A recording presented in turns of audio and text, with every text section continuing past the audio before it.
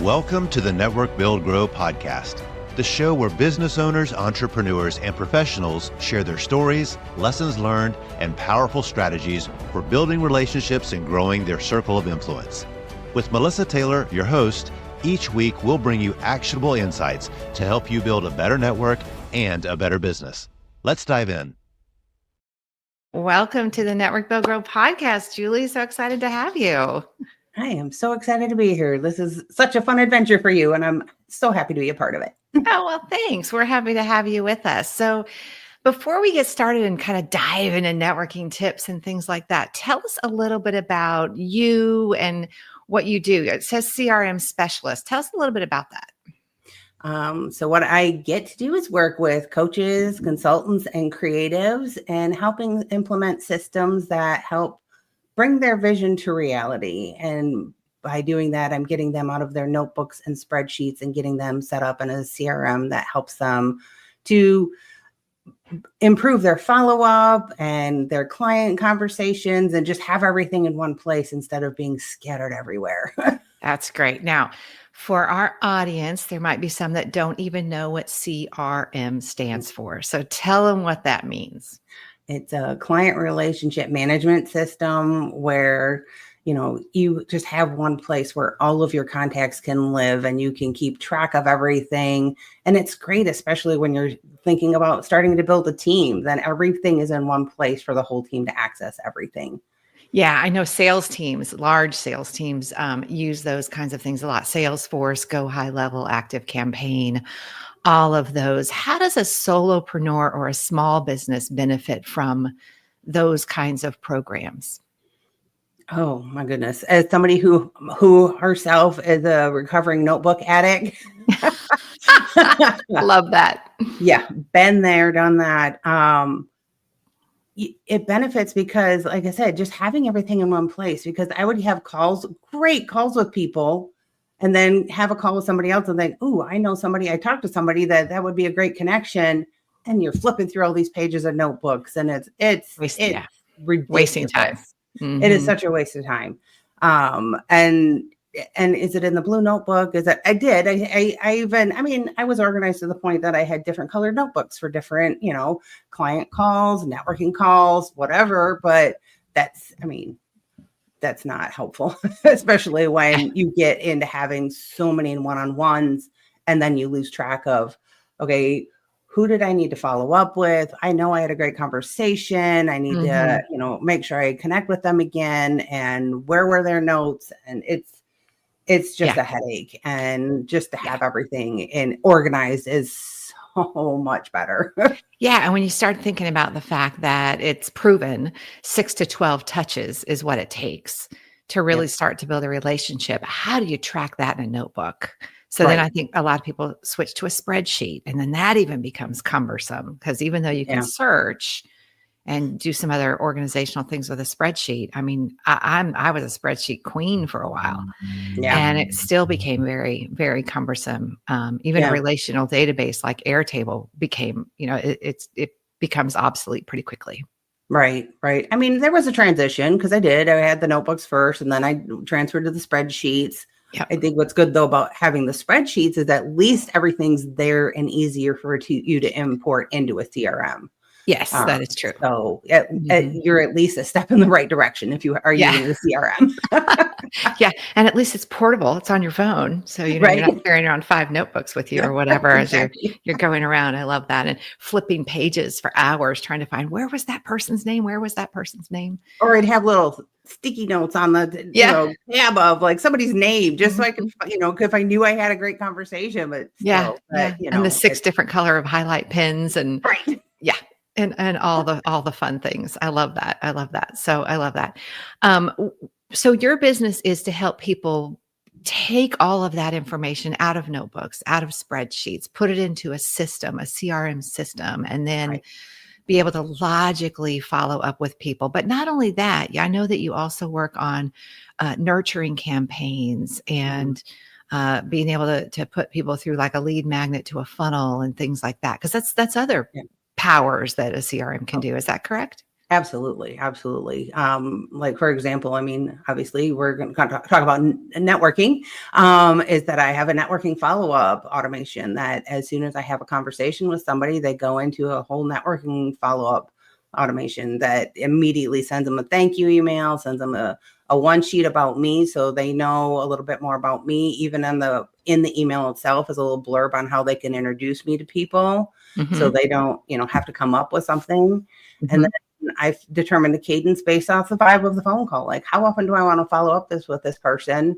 And my system follows up with them on my behalf. And I get so many people that respond that either I can't meet this time, I'll wait, I'll wait till the next email comes. They know. I mean, if they know what I do, they know that this is probably an automated message that they're Yeah, getting. and that's kind of a cool way for you to show people kind of how it Yeah. works in Yeah, your exactly. case. Yeah, in your case, that's a really good thing. So tell us why you got into this, because I know this has not been your career from day one. So tell us No. kind of how you evolved into this position. Um, in my corporate career, I have always done something tech related. And Okay. in corporate for about 26 years, I worked in the real estate world, in the association world, and always had something to do with their association management systems, Hmm. which is kind of like a CRM for associations. And when I started my business, I was kind of doing all kinds of random tech support. And it was recommended, you're techie, you should look into, it was Entreport at the time that somebody suggested that I look into that. And I was Hmm. like, all right, I'll check it out. And I started digging into it and getting certified and loved it. I was like, oh, this is what I want to do. I want to be able to help people set up their systems. And then, Hmm. it evolved into supporting several different CRMs, but now I've just kind of narrowed it down to three. Hmm. So I'll work within Entreport. I've been certified for 5 years now. Hmm. I work in Go High Level and Active Campaign.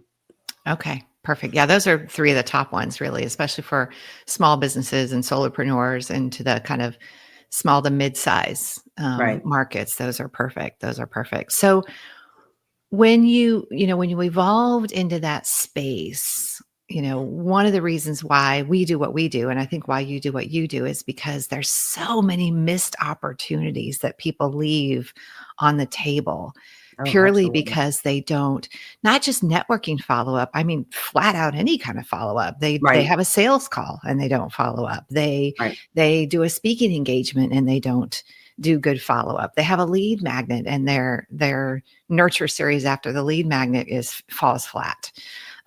So you and I are very similar in that, Right. that we have a real kind of mission to make sure people don't leave money on the table, I guess. So with Exactly. that in mind, did you yourself experience some things fall through the cracks that you were like, okay, I'm not going to let that happen again? And so for yourself or for clients that kind of really pushed you towards wanting to do this for others? Again, it was part of the evolution from notebook to spreadsheets to the disjointed systems. And Yeah. anything that becomes an evolution of an entrepreneur that's just starting too is like, I'm doing what I can with what I have, with what I have, what I can afford, whatever. But then after you've been in business for a while, it's like, I need some way to organize all of this and Yeah. try to get different systems to talk to each other. I had all these different platforms, and I'll be honest, for a while, I was an Entreport expert and I wasn't using it at the time yet either. Yeah. And I was like, well, this is kind of stupid. Yeah. Yeah. What's the old saying? The Oh, cobbler's kids' shoes or yeah, yeah. yeah. Yeah. Totally. Hmm. Hmm. So yeah, I just realized I had too many different systems, trying to get them to talk to each other, manually putting things in all these different systems. And then it was just like, okay, I'm supporting everybody else with this. So it's time for me to have an all-in-one as well. So, Yeah, that's great. then I went to that. I love that. So Yeah. what do you think is the first step? So let's talk to our audience now. So some of our audience members are probably networking, obviously, Mhm. because that's why they're probably listening in. So they are networking. They know that networking is important to their Right. business. They need to grow that circle of influence. So they go to a networking event. They probably have notebooks or a spreadsheet or possibly some type of simple system. Mhm. But what do you think is kind of that first really important step to get more organized? Set some time, especially if you're going to in-person networking, some time aside to actually enter those people into your CRM. And there are programs out there where you can scan business cards and import it into your CRM or import it into a spreadsheet and then put it in. Just take some time to make sure that you're putting those people into your system, including, where did you meet them? Do not, please, for the love of everything holy, don't add them to your email list. They did not sign up. They did not give you a business card to be added to an email list. They did not ask for a 1-for-1 to get on your email list. You need to ask for specific permission to get people on your actual email list. Yes, for following up, to reconnecting, for having a call or another coffee chat or something. Yes, but don't add them to your email list unless they've given you specific permission to do that. Sorry. Can you tell that's a pet peeve? It's a big one with me too. Actually, in my book, Networking is a Contact Sport, we call those fouls. Yep. Don't spam me. Don't try to sell me. Those are some of the fouls that people, kind of commit in networking. Right. Mm-hmm. Yep. Absolutely. But again, if it's in person, just add them to your system and just send them a quick message. It was great meeting you at wherever it was, and give them the link to, book a call with you, a coffee chat, not a sales call, just a coffee chat. Yeah. But then also if you're doing virtual networking, if somebody, if there's somebody great that you want to talk to, you connect with them on LinkedIn. Just shoot them a quick message that you'd like to, hop on a one-on-one with them and just to get to know them a bit more. Just simple things like that. And then, if you have it set up, you send them your calendar link, which is connected to your CRM. Then they get into your CRM. And on that form, even for your calendar link, ask them, do you want to join my email list? It's just simple as that. As simple as that. Yeah, it really isn't. It really isn't rocket science. It's really not. Yeah. It's that people have a fear of some things that they have to get over. If you network for your business, you already know follow-up is everything when it comes to growing relationships and driving success. But here's the thing. Most of us want to follow up well. We just get stuck. Staying consistent, keeping it personal, making it stand out, it's hard. That's why I use NetEffect.io. It makes follow-up simple, cuts through all the noise, and helps me stay on top of every relationship without dropping the ball. I never miss a follow-up, and honestly, my network wouldn't be the same without it. So check it out, NetEffect.io. And right now, you can use promo code NBG50 for 50% off of your first month. NetEffect.io, your secret weapon to unforgettable follow-up. As you know, I don't do very many one-on-ones just purely from a time standpoint. Right. I don't have a lot of time to do a lot of one-on-ones. So I do a quick 15-minute let's chat virtually is pretty much my one-on-one. I don't have time to drive into town, have a one-on-one, hour-long coffee, drive home. That's a 2-hour. I just physically don't have the time for that in my calendar. When you do one-on-ones, are they normally virtual? What are some of your best practices around that for busy people? That want to make sure that they're respecting the other person's time, respecting their own boundaries, but still do want to develop those relationships. Give us some of your best practices around those one-on-ones. Okay, first of all, I don't drive anywhere for coffee chats. I live out in the boonies, and it takes me 25 minutes to get anywhere to have civilization. So all my coffee chats are online. Yeah, me too. Yeah. I do too. And isn't technology great that we can do that? Exactly. It's wonderful. Yeah, it is. The fact that you could talk to anybody, anywhere.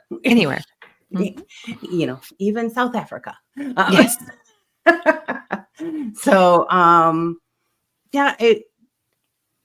for the first coffee chat, I just like to start that conversation of like, what do you do? How, who do you support? And I also like to know who their power partners are. Who are other people that are serving the same audience that I could connect them to, because they could always, introduce each other, to their audience. Yeah. I also love meeting other people who run CRMs, even if it's the same ones I support, because not everybody's a great fit for me. So if they're not, I'm more than happy to introduce them to somebody else. And vice versa. They may run into somebody there that's not a good fit for them. Exactly. Mhm. Exactly.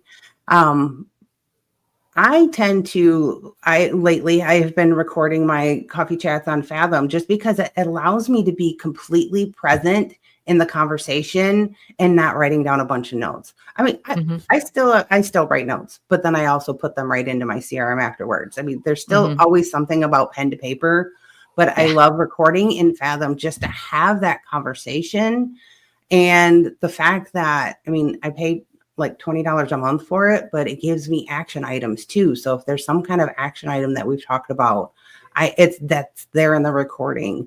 Mhm. So for me, I think Fathom has been a great resource to help me with my networking, just because it allows me to pull out those important things, but I can Mhm. also go back and search the transcripts and be, okay, we talked about this. Well, what is it that we said about this? Yeah. um, 'Cause but I love yeah. what you just said, though. You said, "So I can be fully present in the conversation." And I think that's where a lot of people miss the mark. They're Mhm. not fully present. They're thinking about, "Okay, I need to tell this person all about me. Right. I need to tell this person who I need to meet," instead of Right. being just really present in the conversation. Yeah. And you know what? Yeah. I've gotten on some coffee chats that we have not talked a lick about business. It's just been, Yeah. I got to talking to one gal. We kind of started talking about our pets and our kids. And before we knew it, the time was up. She goes, we didn't even talk about business. I said, and that's okay. Because And that's sometimes, okay. Mhm. as entrepreneurs, it gets Yeah. lonely. And just to have somebody to have that connection with in that conversation, Mhm. I mean, and it doesn't have to be about business. It's about building that relationship. Yeah. And, that's part of it, is getting to Mhm. know a little bit about them personally. Yeah. And I loved it. I was like, okay, we can just reschedule another call sometime and talk business. Yeah, But and there's another touch with that person right, to continue to build exactly. that relationship. Yeah, that's Exactly. great. I love that. The other thing that you said that I love is, you said to be fully present in the conversation. The other thing that you said that you're looking for is who are their power partners. And so Mhm. you're really searching for who can you connect them to in your circle of influence. So you're Right. really looking at how can you connect them to people that they don't already know instead of just looking who they can connect you to. So Right. I just find that very refreshing Mhm. that's Yeah. the way you look at networking is how can I connect them to people because that's going to reciprocate. Right. Yep. Yep. Yeah. Wonderful. Yep. Love that. Yeah. And then, because you're not obviously trying to sell them. I mean, occasionally it can turn into that. Like, if Sure. you're having a conversation of what you're doing, I had somebody was like, "Oh, I think I need to talk with you," and he booked a consultation call later, and I was like, "Fabulous!" But That happened to me the other day. I was talking to somebody, he was like, I do this and I do that and I do this. And I was like, I think I need that. He was like, well, I didn't expect to sell you. And I'm like, that's okay. I need to buy. right, exactly. That's what, yeah, I said too. It was like, he's like, "I think I need to talk to you. I think I need to, Mhm. we need to have a conversation." I said, "I wasn't trying to, sell you anything." He Yeah. goes, "Nope, but I am your ideal client. Yeah. You are doing exactly what I need." Yeah. It's so funny. Yeah. It can always turn into that. I love it. I love it. Okay. So let's do a few rapid fire questions. I'm going to ask you a few things and just first thing that pops into your head. Okay. Okay. All right. You're at a networking event. Imagine you're at a networking event. You've walked in. Okay. Now I know you don't go to very many in person, but let's assume that you've walked into a Pretend. networking event and you don't really know a lot of people. What do you do? Um, I would depends on the networking event. I mean, I've gone to a few in person. Um, I would say I try to find the person who looks to be the fun and, energetic, who's running the show, kind of a thing, and just go and kind of introduce myself. Mhm. I'm not going to be that wallflower hiding back here. I want to get out there and meet people. And if I can find that one person who just seems to have that energy about them, that's the person I want to be around, and that's who, I want Mhm. them to introduce me to other people. Okay, great. Um, Now you do a lot of online networking. So you're in yeah. a lot of online group situations. So you may or Mhm. may not be using breakout rooms and that kind of thing. So why don't you give us a couple of online networking tips? So in other words, if you're in a breakout room and somebody's taking over the conversation or there's not really much to talk about. How do you kind of help keep the conversation alive? Give us some good online networking tips.